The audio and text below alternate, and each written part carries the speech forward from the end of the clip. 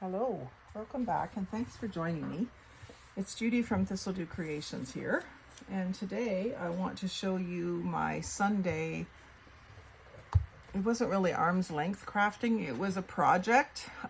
Recently I had a video where I showed you a flip through of a quilt, how-to quilt book that I bought, and it was a beautiful spiral bound hardcover book.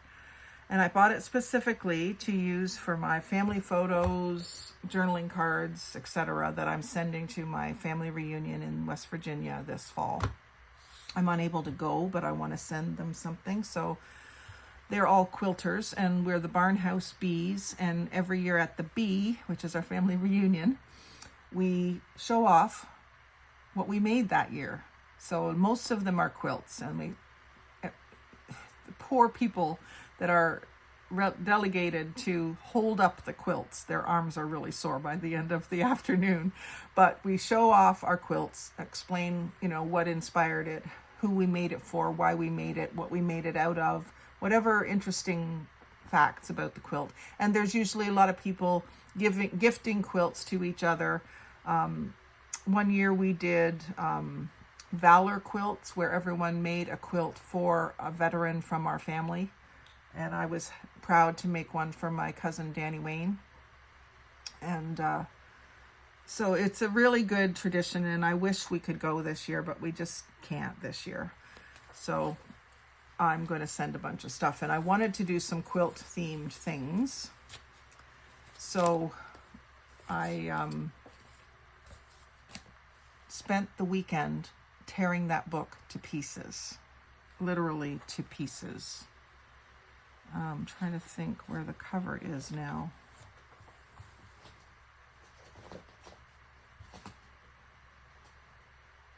No, I didn't throw it away.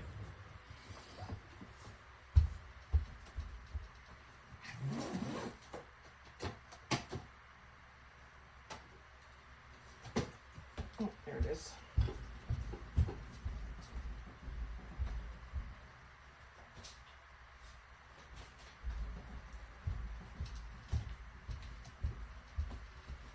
So there's the cover. If you'll recognize it in the video where I do the flip through of the book before I started tearing it apart. And so what's left in this cover is a few pages that I'm going to demonstrate what I did here, which we could maybe get to in this video, but maybe not. Maybe it'll have to be a separate video. And then some black and white pages that I thought would be good to cut out as well. And then all that's left in the book, like still in the spiral, is pages that were mostly a few diagrams, but mostly text. So I was thinking that this might make a good glue book / junk journal with the pages that are left, because as we know, when we make a book into a junk journal, we have to tear a bunch of pages out anyway, so to make room for the pockets and the tucks and all of that stuff. So if I have a chance to get this done before the Bee, then I will personalize it, with the Barnhouse Bees or something on the front, and send it as a door prize, because that's something else we do at the Bee, is everyone donates something for door prizes. Well, I'm going to send something for everyone, like they can fight over what they want in my journaling cards and stuff. But I thought it might be nice to send a larger project as a door prize. And then these scraps in the back here are just mostly text, and I didn't think I would use pictures like this, although I certainly could. And then these were all cut off of pages that were surrounded with quilt picture. So see if there's one in here. Yeah, like that.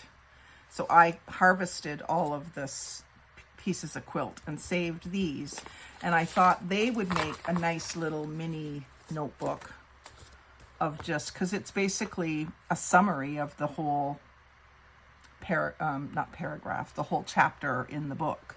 So you could do a cute little booklet of those, or work them into this journal, even like what they came out of, but still, that's just how I kind of roll. my husband came in one day and he had seen me ripping paper into strips. Well, I wasn't really ripping paper into strips. I was ripping the edges off of book pages. So then you're left with all these blank strips. And then he saw me doing that in front of the TV one day. And then a couple days later, he come in and I was gluing all the strips together. And he says, "What are you doing?" I says, "Well, I'm making paper out of strips of paper that I ripped up." And we both started laughing because I realized how absurd it sounded. But that's just what we do, right? So it's just a quirky, crafty thing. And we're proud of it. I'm going with that. So this is what I accomplished in basically one whole day, and it was a long day of crafting, like tearing stuff out of that book. I got everything torn out, got the full pages glued down to old file folders,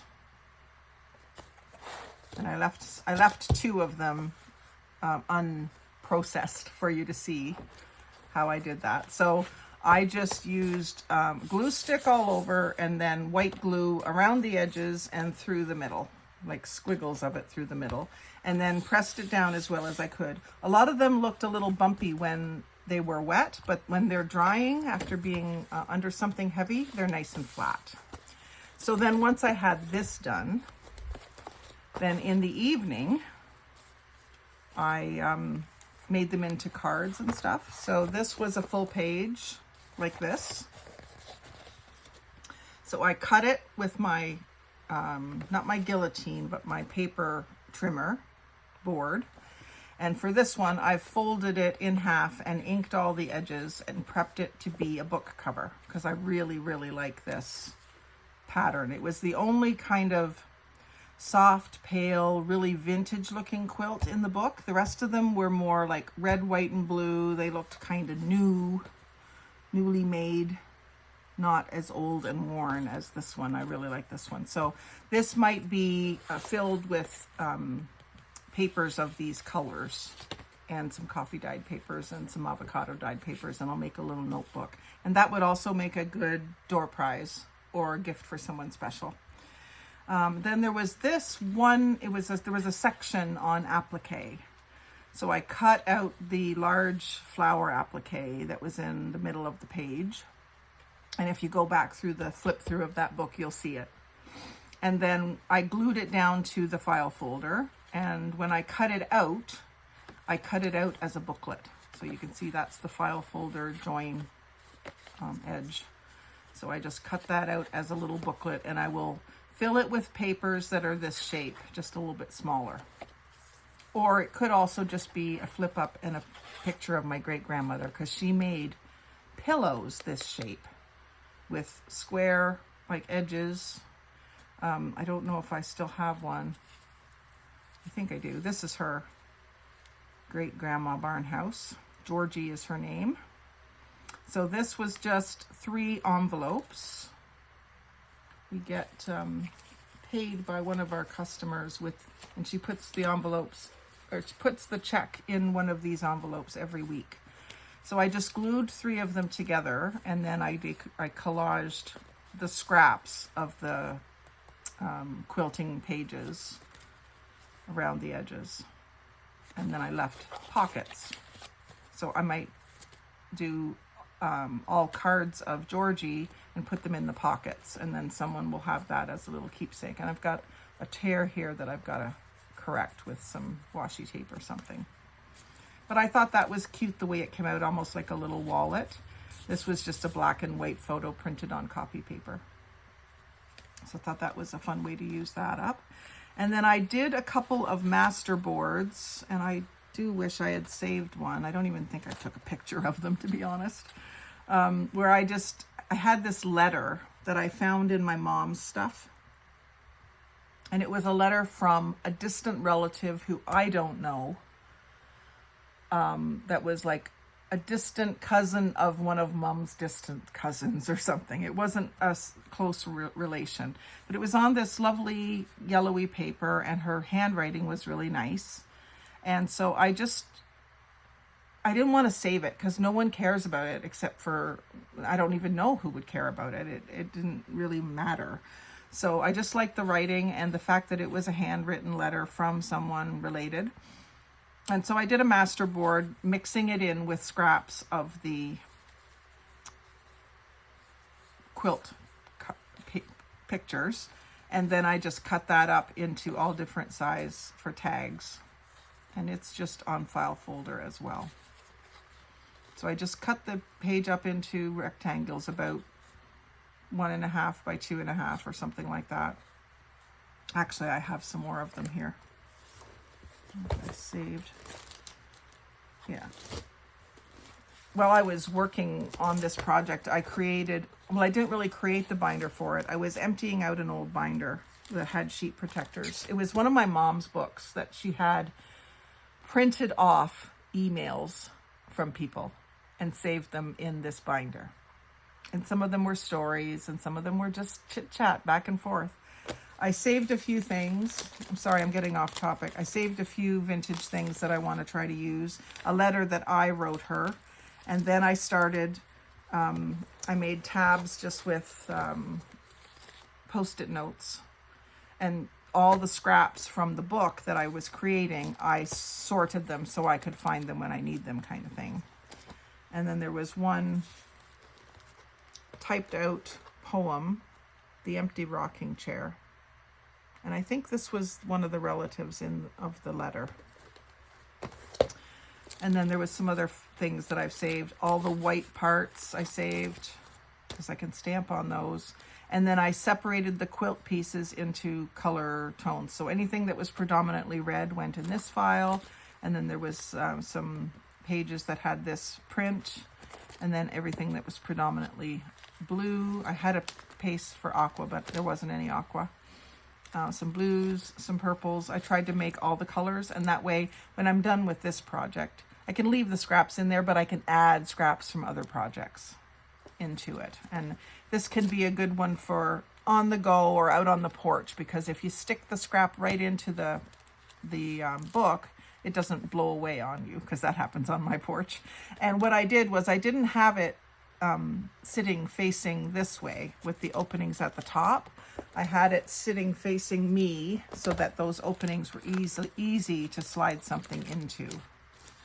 So it was kind of upside down.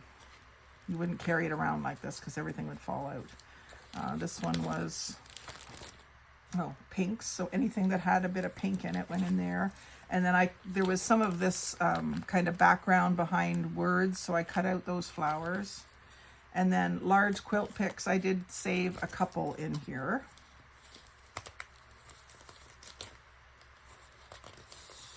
A couple of full pages just right into the sheet protector.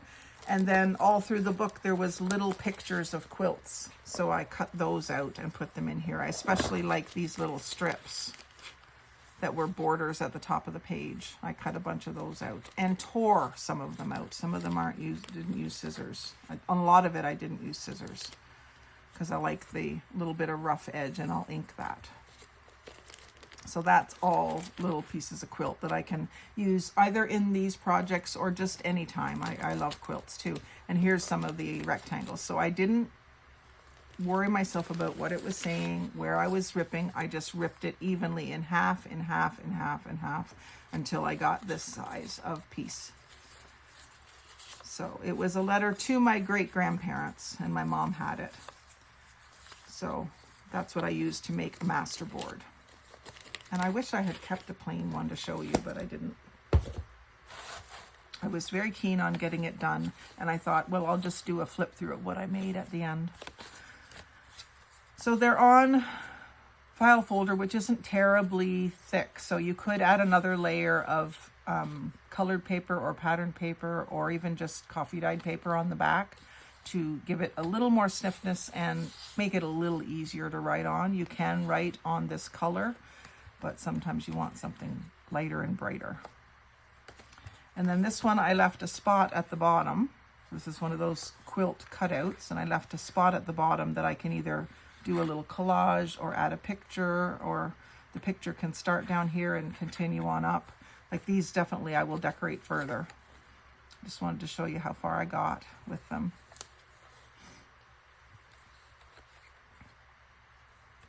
And this was one of the only bright ones in there. Turquoise and purple. Most of them were reds, browns, blues. These ones I did, this is file folder as well, but I made them either horizontal skinny books or over the top notepads or over the top of a page, one side on each side of the page, and you can have a collage on each side. So I made a few of those rather than cutting everything up into tiny tags. So these have a nice sheen to them. They're not super glossy, but they're not dull either. So I think they're going to be great. And then some larger journaling cards. This one is one of a crazy quilt. I love crazy quilts too. And this another one that was kind of an oddball of different coloring in that book. And there's more of that very vintage quilt. Log cabin. 9-patch. And lots of stars and stripes and checks.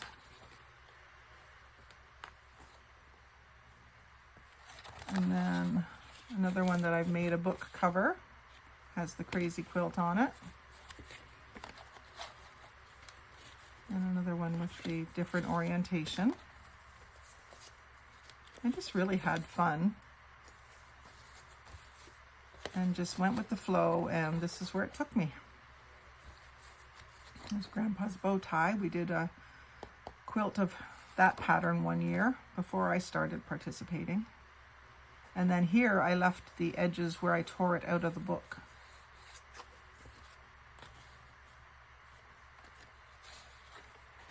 Long skinny again.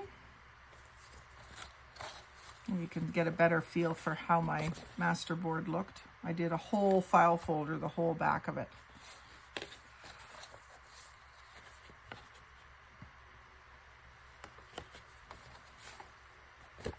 So that was a lot of fun, and it's going to give me even more fun decorating these, adding family photos, notes for my family members, etc., and so on. And I hope you enjoyed seeing this. I hope it inspires you to make something out of one of those books you're hoarding, because I know we all do it. And I just want to see if there's anything else in here that I wanted to show you in conjunction with this. Oh, I found some old negatives of my mom's, so I can use those.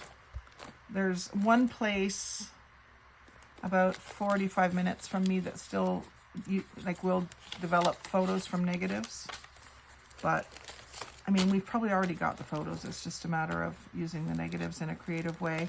There was a few recipes that I found that I wanted to save. Oriental salad, which is in my mom's handwriting, on a oatmeal box. And then this is a friend of hers who had a newspaper column, Alice Faye Bragg, 2005. I don't know if Alice is still with us. I have a feeling she isn't. If anyone knows, please tell me. This would have been in West Virginia. So Mom had saved some of her articles. I didn't even read them, but I will. That's why I saved them, so that I can go back and read them. And then this, I think, is my handwriting, Coconut Diagonals. I don't remember writing it, but it sure looks like my writing. Again, if you're one of Mom's friends and you recognize it as yours, let me know. I'd be happy to know. And this must have been in a cookbook for years because it's got all kinds of stains on it. And this one is my Mama's writing, I believe.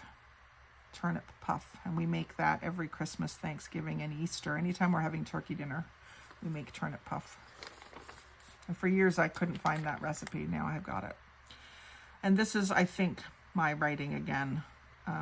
Chocolate chip recipe. Or chocolate chip squares of some sort. And then the letter that I wrote to her, it was actually a poem. Carson and I had stopped in and helped my granny clean out her back room. We were here, Carson and I. We had a rest for body and eye. We watched some cartoons and had a treat and sat long enough to rest our feet. We wanted to clean up to show how we care, but Granny tired us out cleaning up over there. We vacuumed the upstairs and tidied it up. We cleaned out the back kitchen and fed Timbits to her pup. We got some neat stuff and furniture too. I hope she isn't too mad. It was something we had to do. Now she's collecting new stuff already. There was a good path through. That room's soon to be messy. We tried. And now it's almost as if this poem was written about myself. But it must have been 2001-ish. Carson was born in 2000. I don't think I would have put him through a day of that as an infant in the carrier, but maybe when he was a toddler. I think she passed away when he was 3-ish. So he would have been quite little. And I don't remember her having a pup at that point, but it says Carson and I, so it must have been. And then the rest, like I showed you, was all the scraps. Oh, and I did also save, I cut up another book, an address book that had William Morris prints in it. So I saved all the pages of the book, like where you would write the addresses. And then I saved the edges of the pages where I tore these out. And these are all William Morris prints, which I love. Arts and crafts, I absolutely love. My favorite is the ones with the willow leaves, and preferably without the fruits. Some of them, I didn't get any of those. These all have fruits and flowers, but the willow leaves in the background. But I really love the willow leaves because the house that we bought back in 2000 when Carson was a baby has a great big willow tree on the lawn. We still live here.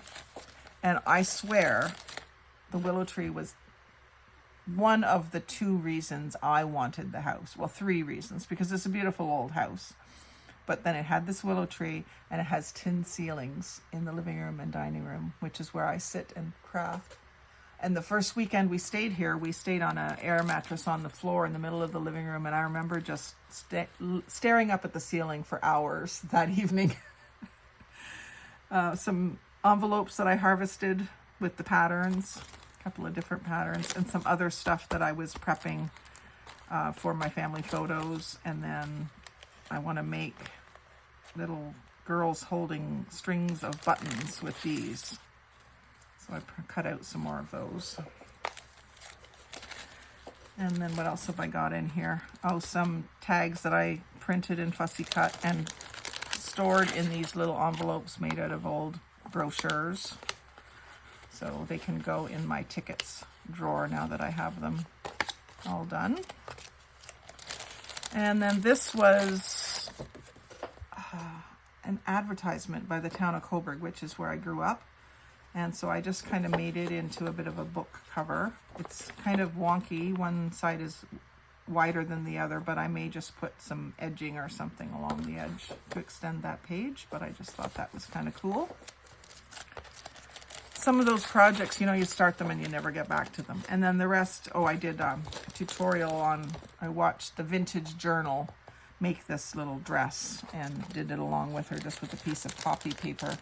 I wasn't really thrilled with how mine came out. I think my page was too big, but I wrote down the Vintage Journal 5 short videos of paper dress, if you want to look that up. I want to do more of these, but I'll practice at it before I do a video of it. So that is it. That was fun to prep and do, and I will continue to work on those because I have to send them off by the end of September so that they're sure to be there in time for the bee. So I hope you've enjoyed that. Like, comment, share, and subscribe. But most of all, have a great day and happy crafting.